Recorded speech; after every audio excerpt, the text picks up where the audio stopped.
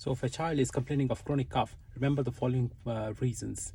Number one, postnasal drip. This is the most common cause of chronic cough. Usually the child has suffered a common cold attack, but what happens is that 3 to 4 weeks after that attack, he continues to cough, which is self-resolving. The other common reason in small children is gastroesophageal reflux, because there's reflux of the milk contents back into the airways. They usually have got a chronic cough and a chronic wheeze. The third not common cause but can lead to chronic cough is cystic fibrosis.